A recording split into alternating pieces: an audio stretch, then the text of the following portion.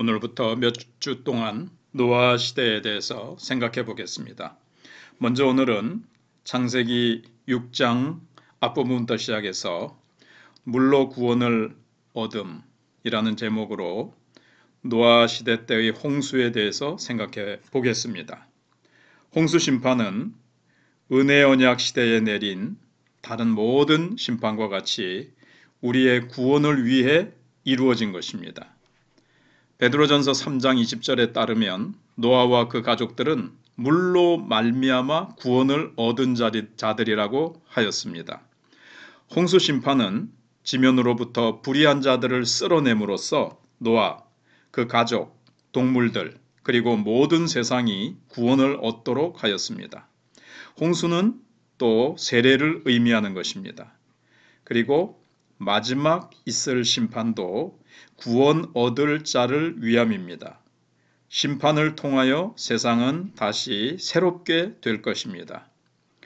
우리는 교회 학교 아이들에게 혹은 자녀들에게 하나님께서 은혜 안에서 홍수 심판을 통하여 세상을 구원하신 이야기를 해주어야 합니다. 노아는 성경에서 그리스도의 모형으로 나타납니다.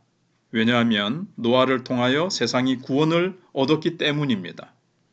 그리스도가 죽음의 지배 안에 거하셨던 것처럼 노아 역시 방주가 홍수 가운데 있었을 동안 죽음의 지배 아래 있었던 것입니다.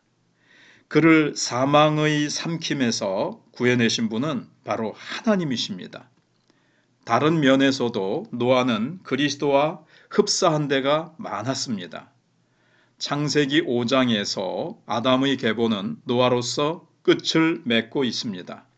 홍수 시대에 노아는 셋 자손의 머리였습니다. 예수 그리스도는 우리 인류의 또 머리가 되시죠. 그러니까 새로운 인류의 머리가 되시는 겁니다. 아담은 옛 시대의 인류의 머리라면 예수 그리스도는 새로운 시대의 새로운 인류의 머리가 되신다는 거죠. 이 노아는 의로운 사람이었습니다. 그는 그리스도의 영을 가지고 하나님 앞에서 언약적 삶을 살았습니다. 그의 허리에 있었던 그리스도는 하나님과 세상 사이의 연결점이었습니다. 하나님께서는 노아와 그 가족들을 보존하시기 위해 노아와 언약을 세우셨습니다. 창세기 6장 18절에서 처음으로 언약이란 말이 나오지만 창세기 9장에 처음 나타나는 노아 언약과는 성격이 다릅니다. 노아는 홍수에서 구원을 받은 후 하나님께 제사를 드렸습니다. 방주에서 나온 다음에 하나님께 제사를 드렸죠. 그는 온 세상을 대표해서 언약적인 관계 속에서 하나님과의 교제를 찾았던 것입니다. 그러니까 노아가 드렸던 제사의 성격은 그런 것이라는 겁니다. 그 제사로 인해 하나님께서는 그에게 노아 언약을 세우심으로 세상 장래에 관해 약속을 주셨습니다. 노아 또한 그의 아들들과 세상의 장래에 대해 예언을 하였습니다. 그는 그의 아들들이 각기 다른 길로 갈 것을 예언하였습니다. 셈은 이렇게 될 것이고 함은 이렇게 될 것이고 야벳은 이렇게 될 것이다. 우리가 알고 있죠. 그러나 여기서도 우리가 절대 잊어서는 안 될 사실은 이 이야기 속에 나타난 중심 인물은 그리스도라는 사실입니다. 노아가 주인공이 돼서는 안 됩니다. 우리가 성경을 보다가 요셉이 주인공이 돼서도 안 되고 엘리야가 주인공이 돼서도 안 됩니다. 항상 그리스도가 성경의 주인공입니다. 역사의 주인공이십니다. 그렇지 않다면 우리는 노아 자신을 의로운 사람이라고 이야기할 수 없습니다. 노아는 그리스도로 말미암아 의로운 삶을 살았던 것이고 하나님 앞에 의로운 사람이라고 여김을 받을 수 있었던 거죠. 창세기 6장 3절을 보시면 사람의 날이 120년이 될 것이라는 말이 나타납니다. 이 말은 사람의 수명이 900년, 800년 여기서 120년으로 줄어들었다는 뜻으로 해석해서는 안 됩니다. 이 말의 의미는 앞으로 하나님께서 120년이 지나면 홍수로서 세상을 심판하실 것을 의도하신다는 뜻입니다. 보통 노아 언약을 자연 언약이라고 부릅니다. 우리가 인간을 자연의 일부로 여기는 한 이 묘사는 하등의 잘못이 없습니다. 이 언약은 땅과 동물뿐 아니라 무엇보다 먼저 인간과 맺어졌습니다.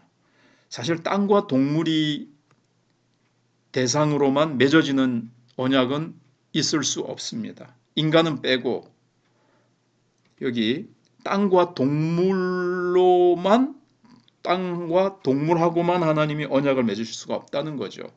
땅과 동물은 이렇게 하나님을 스스로 깨닫고 자발적으로 하나님을 섬길 수 있는 존재가 아니니까요. 그래서 하나님께서는 창세기 9장 9절로 10절에서 말씀하시기를 내가 내 언약을 너희와 너희 후손과 너희와 함께한 새와 육축과 땅의 모든 생물에게 세우리니 방주에서 나온 모든 것 곧 땅의 모든 짐승에게니라 이렇게 말씀하셨습니다. 그러니까 너희와 너희 후손과 너희와 함께 이렇게 노아와 그 후손들과 그 다음에 육축과 땅의 모든 생물에게 세우리니 그렇게 하셨습니다. 그래서 이 언약은 사람의 지배하에 있는 모든 생물을 포함합니다. 인간은 언약의 머리로서 하나님의 은혜 가운데 거해야 하는데 이 언약은 노아가 방주에서 나온 뒤 언약의 하나님 여호와께 희생을 드림으로써 세워진 것입니다. 노아와 그 후손들은 이 희생 제물로서 세워진 언약 교제 가운데 거하여야 하는 것입니다. 인간의 문화 발전이 이러한 믿음의 교제 안에서 다시 펼쳐질 수 있다는 확신을 주기 위해서 하나님께서는 다시는 홍수와 같은 심판으로 그러한 발전을 차단시키지 않겠다고 약속을 하셨습니다. 이제 문화 발전은 중간에 어떤 전 세계적인 심판으로 인해서 차단받지 않고 끝까지 갈 수 있게 되었습니다. 이러한 인류의 진보는 장래 예수 그리스도의 마지막 심판의 때까지 곧장 진행될 것입니다. 따라서 이 자연 언약은 타락한 이후에 하나님께서 계시해 주신 은혜 언약의 갱신으로 생각되어져야 합니다. 이러한 언약의 갱신 속에는 인간 환경의 변화가 엿보입니다. 자, 이제 서론이었고요. 본론으로 들어가겠습니다. 세상이 물로 구원을 얻은 것은 하나님과의 새로운 교제가 가능하게 하기 위해서입니다. 첫 번째, 심판과 구원의 계시입니다. 일반적으로 셋의 후손들은 오랫동안 하나님께 대한 지식과 경외감을 유지하여 왔다고 말할 수 있습니다. 물론 그 자녀들 중에서는 부모님의 발자취를 따라 살기를 원치 않았던 자들도 있었을 것입니다. 그러나 셋의 후손들 중 상당수가 하나님께 대한 신앙을 가졌습니다. 그들 중에서도 특별히 하나님의 사랑을 받은 자는 에녹이었습니다. 에녹은 죽음을 맛보지 않고 하나님께서 취하여 가셨습니다. 세월이 흐르자 셋의 후손들도 변하였습니다. 분명 그들은 모든 종류의 예수를 꽃피웠던 가인의 후손들의 그 외관상의 아름다운 삶에 마음이 끌렸을 것입니다.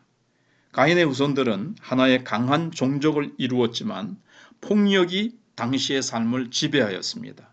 그들은 힘을 가장 중요한 것으로 여겼기 때문에 그들 중 몇 명은 네피림으로 발전했습니다. 셋 계보의 젊은이들은 자기 종족 중 여호와를 경유하는 여자 대신에 가인 계보의 여자들에게 마음이 끌려 그들과 결혼하기 시작했습니다. 이 두 계보가 섞이기 시작함으로써 셋 족속은 가인 족속의 불경건함에 물들게 되었습니다. 하나님께서는 결코 이를 간과하지 않으셨습니다. 때때로 하나님께서는 죄를 오랫동안 참으시지만 결국에는 모든 죄를 그의 얼굴의 빛 가운데로 드러내어 놓으시는 날이 오고 맙니다. 당시의 인간 형편이 그러했습니다.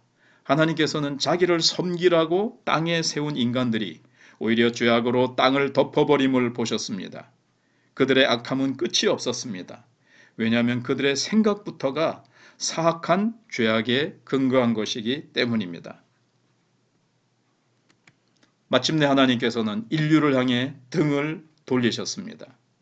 하나님은 오랫동안 인간들을 세심히 보호해 오셨습니다. 그 이유는 땅 위의 인간들이 바로 하나님께서 친히 만드신 피조물이기 때문이었습니다. 그러나 그들을 버릴 때가 가까워 왔습니다.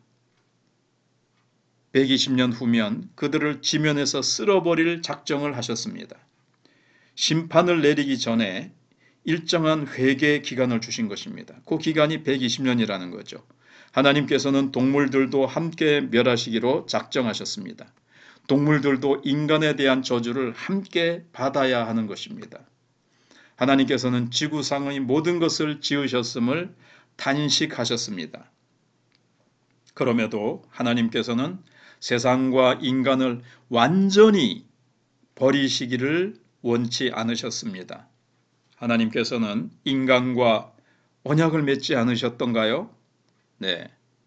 우리가 아는 창세기 3장 15절에 여인의 후손이 와서 뱀의 머리를 깨뜨리고 구원해 주시겠다고 하시는 약속을 그 약속을 말하는 것입니다. 그는 어느 날인가 구주가 와서 인류를 구속할 것을 약속하지 않으셨던가요? 네, 창세기 3장 15절에서 약속하셨습니다. 하나님은 그 약속을 이루고자 하시는 분이십니다. 하나님께서는 당시의 전 인류적인 타락상을 살피는 가운데 아직 여호와를 경외하고 있는 한 사람을 발견하였습니다. 그 사람에게서 하나님께서는 주 예수 그리스도의 영의 증거를 보셨습니다. 이 그리스도 때문에 하나님께서는 인간 세상과의 유대감을 떨칠 수가 없으셨습니다. 그래서 비록 인간 세상을 멸하기로 작정하셨지만 오직 한 사람과 그 가족만은 살려주기로 하셨습니다. 그리함으로써 인류와 세상을 구원하실 수 있기 때문입니다. 그의 의도는 인류를 완전히 멸하지 않고 죄를 세상에서 씻어내시려는 데 있었습니다.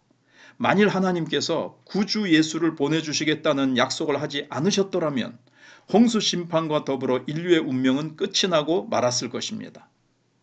하나님께 그의 약속을 이루고자 하신 사람은 셋 계보의 머리가 된 노아였습니다.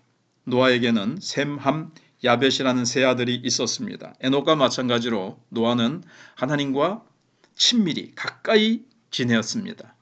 노아가 태어났을 때 그의 아버지 라멕은 다음과 같이 예언을 하였습니다. 여호와께서 땅을 저주하심으로 수고로이 일하는 우리를 이 아들이 안위하리라. 이 말에는 노아가 죄로 인해 내린 하나님의 저주로부터 인류를 구할 것이라는 뜻입니다. 그러나 분명한 것은 노아 스스로가 인류를 구한 것이 아니라는 사실입니다. 그 대신 노아의 계보로부터 태어나신 주 예수 그리스도로 말미암아 구원을 얻게 되는 것입니다. 예수 그리스도 때문에 노아가 구원을 얻었고 또 그를 통하여 인류가 구원을 얻은 것입니다. 하나님께서는 노아에게 홍수 심판으로 세상을 멸할 것을 말씀하셨습니다. 노아는 거대한 방주를 만들어야 했고 방수 처리를 이제 해야 됐습니다.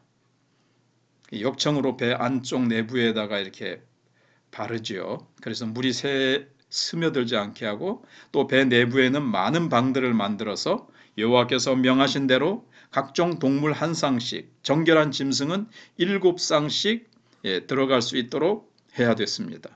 정결한 짐승이란 아마도 제사에 사용되는 동물이었을 것입니다. 하나님께서는 동물들도 완전히 쓸어버리기를 원치 않으셨습니다. 인간의 저주를 함께 받아야 했던 동물 세계는 그리스도로 인한 인간의 구원에도 함께 참여하여야 했습니다. 그러니까